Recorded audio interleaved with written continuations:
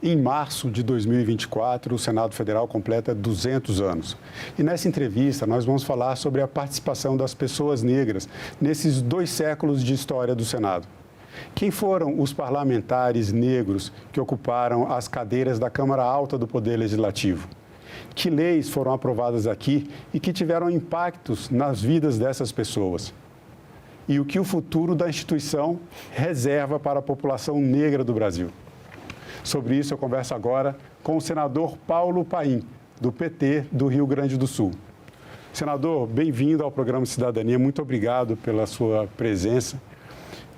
Eu quero começar essa conversa contextualizando, o nosso processo histórico democrático, falando sobre os primeiros parlamentares negros que ocuparam as cadeiras da Câmara dos Deputados, no caso, no Brasil. E aqui eu vou dar um destaque para Manuel Mota, que foi o primeiro parlamentar negro eleito no período republicano. Ele foi eleito em 1905, é um fato curioso, ele foi eleito em 1905, mas ele não tomou posse. A Câmara não reconheceu a sua eleição e não deu posse, ele não ocupou o cargo. Em 1909, esse parlamentar volta a disputar a eleição e volta a ser eleito. E, mais uma vez, ele tem dificuldade de assumir o posto e começa a provocar algumas mobilizações sociais de pessoas da comunidade negra, mas também a provocação de juristas, incluindo Rui Barbosa, patrono do Senado, até que 3 meses depois ele toma posse e se torna o primeiro parlamentar negro da Câmara dos Deputados, ocupando uma cadeira pelo Distrito Federal, quando a capital da República ainda era o Rio de Janeiro. E em um discurso proferido por ele em 1910, em praça pública, ele disse o seguinte, abro aspas, os negros não deveriam ter vergonha de serem negros, deveriam instruir os seus filhos para ocuparem as posições mais altas do país, já que a Constituição republicana lhes garante a igualdade perante a lei. Esse é o artigo 72 da Constituição de 1891, parágrafo 2º. Com essa provocação, com esse contexto, eu gostaria que o senhor falasse sobre a participação dos negros no Senado Federal. A gente tem o primeiro senador negro, Abdias Nascimento. Ele toma posse, suplente do ex-senador Darcy Ribeiro, em 1990. Quase um espaço de tempo bastante longo depois dessa participação do Manuel Mota Nascimento. Como é que o senhor vê essa participação dos negros na história do Senado Federal? Olha, Marcelo, primeiro dizer que, claro, séculos passaram, a gente lamenta muito quando, já naquele período, tua descrição aí muito interessante, um cidadão se elege, é negro, para ser senador, não é empossado, vai para um segundo momento, tem que ficar 3, 4 meses esperando para depois ser empossado. A minha história com o parlamento, claro que começou já, como eu comentava com você, lá do tempo que eu era líder estudantil, ginásio noturno para trabalhadores, isso lá por 64, em pleno golpe militar. A minha história também vai além disso, quando eu fui expulso do ginásio noturno para trabalhadores, porque eu era um negro, que eles achavam que presidia o Grêmio estava agitando demais. Porque eu vinha a passeata de Caxias a Porto Alegre de ônibus, quando eu voltava, me prendia. E eu, 14 anos, mais um rebelde já, e por ali continuei. Depois que me afastaram do ginásio noturno, eu fui para o Santa Catarina, e aí comecei a, rapidamente, direito estudantil, fui ser presidente do Sindicato dos Metalúrgicos de Canoas, depois fui vice-presidente, secretário-geral da CUT Nacional. Já ali, trabalhando junto com Jair Meneghelli, com Lula, com Olívio Dutra, com grandes líderes do movimento social. E também, nesse período, eu acabo sendo indicado para ser deputado federal constituinte. É aí que eu começo a falar dos negros no Congresso, incluindo Câmara e Senado. Para te ter uma ideia, lá em 86, que foi a Assembleia Nacional Constituinte, eu fui eleito, indicado por um congresso de trabalhadores, E no Congresso Constituinte nós temos somente 4. Edmilson Valentim, K.O., Benedita e eu. Fazíamos a bancada dos negros na Constituinte. E assim mesmo fizemos muita coisa naquele período, a partir dessa Constituinte, de 86 para 88. Foi ali que surgiu a Lei K.O., né? Foi ali que nós avançamos na discussão da terra e da reforma agrária, inclusive olhando para os quilombolas. Foi a partir dali que, em seguida, eu conheci o Abdias. O Abdias, uma grande figura, um ídolo, um herói para todos nós, né? É como eu digo, um homem além do seu tempo, um herói da pátria que é hoje consagrado. Eu tive a alegria de trabalhar também na construção para que ele fosse considerado o herói na pátria. Eu acabei conhecendo mesmo Benedita da Silva, que foi senadora negra, antes de eu chegar no Senado, né? E o Abdias. Foram as duas grandes referências minhas no Congresso Nacional. Como eu te falava antes, eu saía da Câmara dos Deputados e vinha para o Senado para ouvir o Abdias. Quando eu me elejo constituinte, estou lembrando agora, a Benedita da Silva me liga e diz: Paim, eu soube que o Rio Grande do Sul elegeu um deputado federal constituinte negro. Estou te esperando aqui para trabalharmos juntos. E a partir daí começamos. Trabalhamos juntos na Assembleia Nacional Constituinte, avançamos muito na legislação e foi ali que surgiu a ideia, aprovada por unanimidade naquela época, de uma moção de apoio exigindo de apoio a Nelson Mandela. Daí essa bancada negra, fomos nós à África do Sul, a Joanesburgo e Pretória também fomos, e levamos um documento exigindo a libertação de Mandela em nome do povo brasileiro. Mandela é liberto logo em seguida, mas quem nos recebe na África do Sul é o Winnie Mandela, e eu recebi das mãos dela a Carta da Liberdade do Povo Sul-Africano, né? E dessa carta viemos para o Brasil, essa delegação, e começamos a construir o Estatuto da Igualdade Racial, que é a grande pérola, a grande bússola de orientação do povo negro no Brasil. Então, junto com o movimento negro, com militantes brancos, negros, índios, que acreditam que ninguém pode ser discriminado por motivo nenhum, e nesse caso aqui é pela cor da pele. E dali começamos a avançar na construção de políticas públicas para o povo brasileiro. O Estatuto da Igualdade Racial é um dos marcos, né, da legislação, dessas leis que tiveram impacto na vida da população negra brasileira. Na Constituinte de 88 também houve avanços, né, houveram alguns avanços nesse sentido, e eu gostaria que o senhor destacasse as conquistas da população negra na Constituição de 88 e, passada a Constituição de 88, quais são os marcos legais que vão dando legitimação a essa luta? Olha, são tantos, que eu trouxe aqui uma pilha de leis já, viu? Nesse período nós aprovamos em torno de 30 leis, avançamos bastante, principalmente aqui no Senado, viu? No Senado foi em torno de 20 leis que aprovamos, grande parte se tornaram, projetos de lei se tornaram leis, e outros, infelizmente, estão na Câmara para ser votados, com o qual eu posso discorrer aqui de alguns. Mas o primeiro na Assembleia Nacional Constituinte, eu falaria aqui da Lei K.O., numa homenagem ao K.O., que já faleceu, né? Que foi uma lei que se tornou, então, de fato, crime inafiançável, imprescritível, todo crime de racismo. E daí para frente, eu considero que o que mais avançou foi o Estatuto da Igualdade Racial. Esse estatuto que tem capítulos que trata de tudo. Trata desde a questão do trabalho, desde a questão da injúria racial, trata da importância da política de cota, trata da participação do negro nos poderes constituídos da República. Tudo está ali, grandes princípios que precisariam, claro, avançar na regulamentação. Eu mesmo fui chamado, convocado, convidado, e fui muito feliz, né, junto ao Supremo Tribunal Federal, quando a política de cotas, que ela é oriunda do Estatuto da Igualdade Racial, política de cotas nas universidades, Sim. Porque houve um recurso dizendo que a política de cotas era incondicional. eu fui para o Supremo, porque era o único negro na época que estava aqui no Congresso, e eu fui defender a política de cotas. O resultado, nós ganhamos de 10-0. Eu me lembro votação. desse... O filme Raça conta essa história e filmou tudo esse debate lá no Supremo Tribunal Federal. E ali, a partir dali, as políticas de cotas, que ali, para mim, oriunda do Estatuto de mais importância para a liberdade do povo negro, porque, como a gente fala sempre, a educação é que liberta.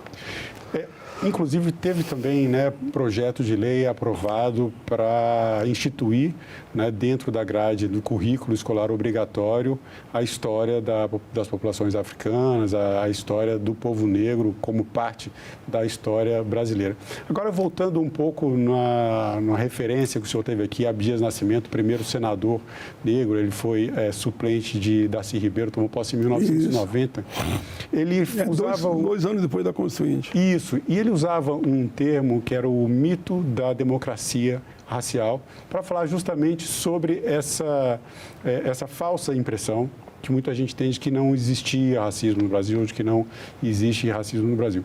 O senhor aprovou várias leis, participou de todo esse processo de construção de um arcabouço legal, de leis que vão modificando as regras do jogo para educar a população e para que seja combatido o racismo e toda forma de preconceito por questões de raça e cor. Agora, eu pergunto, assim, dessa sua experiência de vida no parlamento, como o senhor vê o poder que essa legislação tem de mudar a cultura das pessoas, que aí a gente entraria nessa questão desse mito da democracia racial. Fazer com que as pessoas enxerguem que existe o racismo, fazer com que as pessoas mudem o seu comportamento, passando a enxergar todos nós como iguais. Por isso que uma das leis mais importantes que nós aprovamos no Congresso, e eu digo de passagem, quem resgata e vai ver a história, a primeira lei que tratou de contar a verdadeira história do povo negro, do povo índio, dos quilombolas, dos brancos, na formação do povo brasileiro, foi de nossa autoria ainda quando era deputado. Mas, infelizmente, a lei foi engavetada. E depois surge uma nova proposta, que eu acompanhei junto com os autores, naturalmente, que a Esther Gross foi a autora e Ben-Hur foi o relator. Eu acompanhei e nós conseguimos aprovar, então, por unanimidade, no fim de muita peleia, foi votação até simbólica, e conseguimos aprovar, e essa lei hoje é uma realidade. O problema é que, até hoje, a verdadeira história da formação do povo brasileiro, em relação principalmente a índios, quilombolas e negros e negras, não é que quilombolas não sejam negros e negras, mas tem uma nomenclatura, tem um destaque especial, destaque o termo correto do povo quilombola, né? Até hoje, na sala de aula, não tem 20% das escolas públicas desse país que realmente contam a verdadeira história do povo negro. E a importância do povo negro, né? Da cultura negra, da história dos heróis negros. Por isso que nós conseguimos colocar como heróis da pátria o Zumbi, colocamos como herói da pátria os Lanceiros Negros, que é uma história bonita do Rio Grande do Sul, que eles foram chamados para a guerra, com a promessa de que eles seriam libertos, e depois foram massacrados, porque não queriam que os Lanceiros Negros fossem uma referência da liberdade, que o fim da escravidão no Brasil seria, né? Essa história vem lá do Rio Grande do Sul, eu briguei muito aqui, mas consegui aprovar. E hoje é lei, os Lanceiros Negros são heróis da pátria. Abdias também é herói da pátria. Então, esses símbolos são muito, muito importantes para que a nossa juventude possa olhar para frente e ter referência. E eu mesmo, quando no colégio, voltando no tempo para trás agora, eu procurava referência, não tinha referência, porque não falavam, não contavam. Só depois, naturalmente, como estudante, sendo sindicalista, avançando no tempo, é que eu fui perceber que, por exemplo, o meu maior herói era Zumbi dos Palmares. E Zumbi era contado como um morto-vivo. Alguém que ia te assustar se você cometesse algum tipo de anarquia, enfim, na aula ou no colégio, né? E não como o herói que ele foi, que ele morreu pela liberdade. Então, a história da comunidade negra é uma história muito bonita. Foi raptado na África para ser escravo aqui, a história dos navios negreiros, como eles eram tratados, fala que é um livro que conta a rota dos tubarão, né? Que eles eram jogados no mar, porque se rebelavam, e os tubarão ficavam só esperando. Então, tem muita coisa que foi feito na história desse país e que, nesse momento, a gente pode dizer que aqui no Congresso, além de nós ter aprovado a lei da injúria também, eu diria que 99 das leis que foram aprovadas aqui da Constituinte para cá, eu fui autor ou fui relator. E falo isso com garantia, com segurança, porque não vou listar todas elas, né? Sim, mas podia falar da injúria, que eu fui relator, o Estatuto de Igualdade Racial, que eu fui autor, as leis de cota, que eu fui relator há 11 anos atrás, e agora relatei de novo aqui no Senado, naturalmente, né? O próprio 20 de novembro é uma data importantíssima, a data da consciência negra e de Zumbi dos Palmares. Eu também fui relator, pelhei, lutei, até que aprovei ela. E hoje... Projetos de lei que já vem há muito tempo. E nós vinha brigando desde a Constituinte. Que é coisa de agora, porque foi aprovado agora. Mas aprovado agora, mas que vinha com briga lá de trás. Nós aprovávamos numa casa, caía na outra. Aprovávamos numa casa, caía na outra. Um preconceito embutido, né? Até que um projeto mais recente, que foi apresentado até para o senador Rodolfo Rodrigues, que me convidou para ser relator. E fomos que eu aprovei o feriado a nível nacional aqui no Senado. Senador, a gente falava em mudança de cultura. E falando em cultura, vou trazer aqui a lembrança do livro O Avesso da Pele, de Jefferson Tenório, que termina, né, com um professor negro no Rio Grande do Sul, morador da periferia, que numa abordagem policial é confundido com marginal sem ter cometido nenhum delito e acaba sendo morto pela polícia. A gente teve recentemente um fato parecido com esse no Rio Grande do Sul. O senhor tem também um projeto de lei que trata dessa questão da abordagem policial. Eu queria que o senhor falasse sobre isso. A abordagem policial é uma luta que nós estamos travando também há muito tempo, né? Porque eu sempre digo, a abordagem policial que é feita num cidadão bem vestido no Leblon é uma, e calcule um cidadão com vestes bem simples numa favela.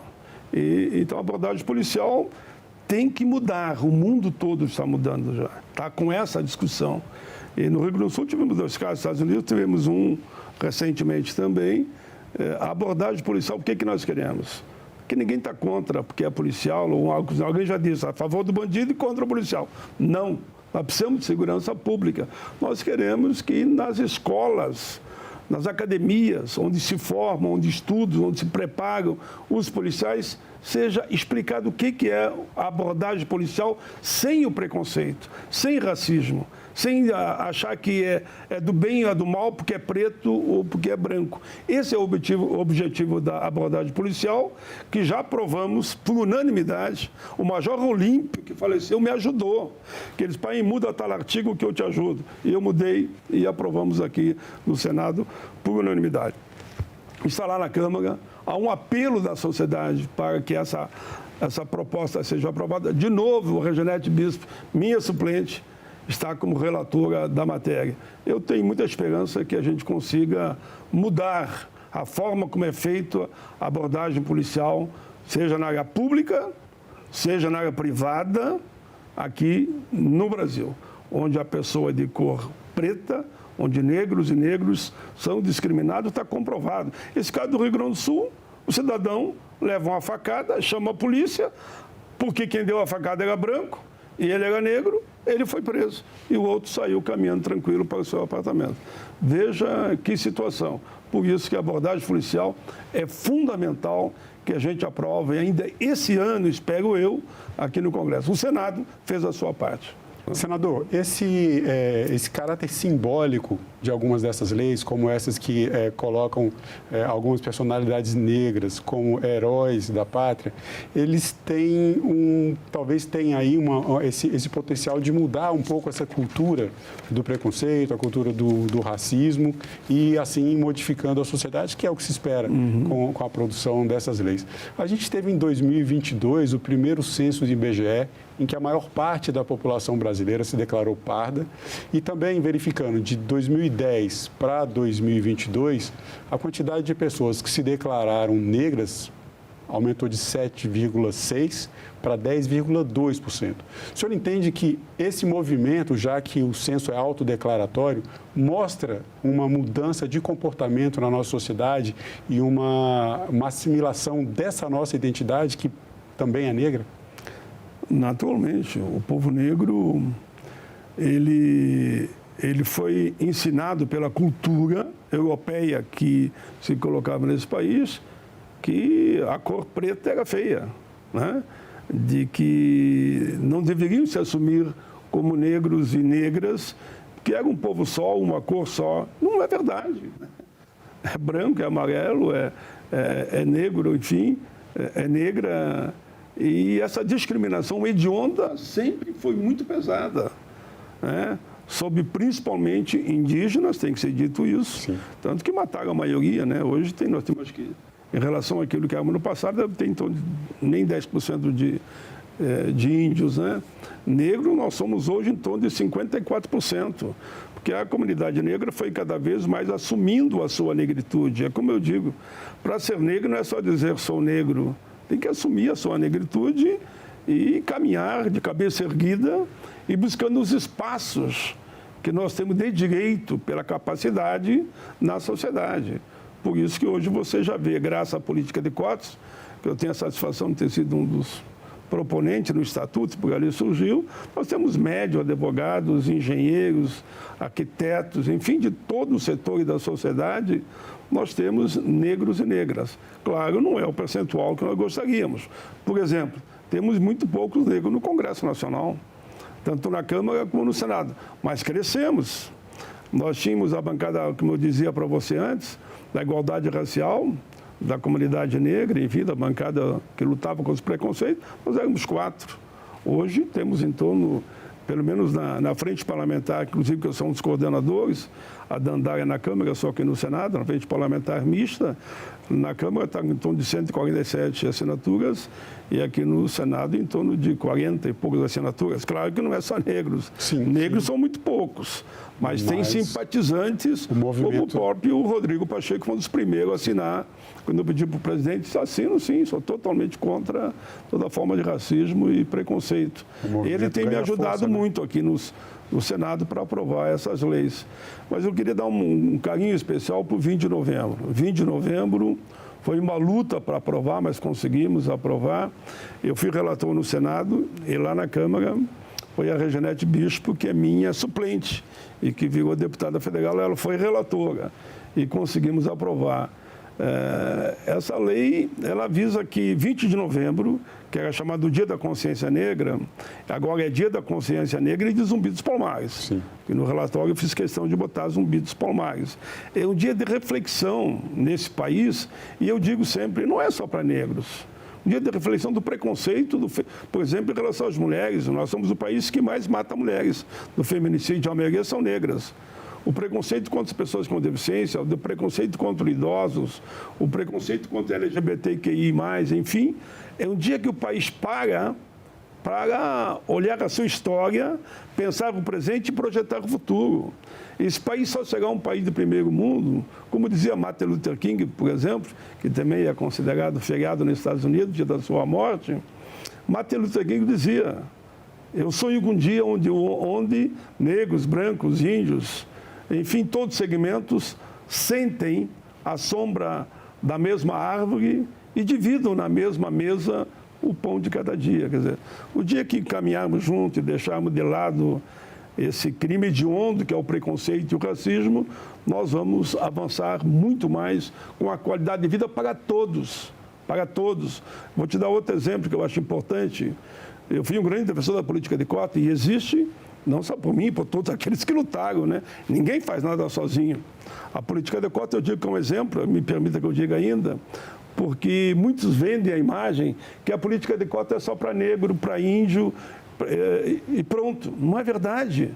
A política de cota é para branco, é muito mais cota social do que racial. Sim. A política de cota é para branco, os mais vulneráveis, onde aqueles que ficam na faixa da renda per capita de um salário mínimo, ou até mesmo um pouco mais, porque naturalmente tu quer considerar os mais vulneráveis.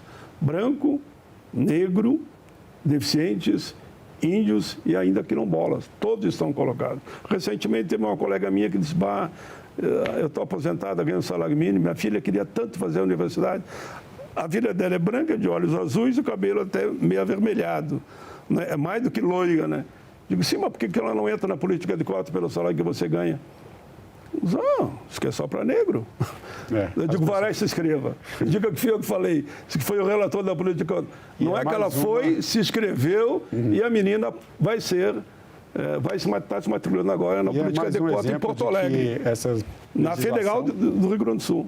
Sim, e é mais um exemplo de que essa legislação produzida pelo Senado Federal ao longo dos seus 200 anos, especialmente a nossa história mais recente, ela beneficia os negros e beneficia toda a sociedade. A tua frase está mais completa.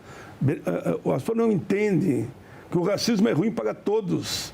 Toda a sociedade é contemplada quando você trata com carinho, com respeito, né? A todos. E cada um vai ocupando o seu espaço na caminhada da vida. Eu sonho com esse mundo onde todos tenham direitos iguais, respeitado e qualidade de vida. Nós não podemos ter um país onde 32 milhões de pessoas vivem na insuficiência alimentar, em torno de 20 milhões passam fome.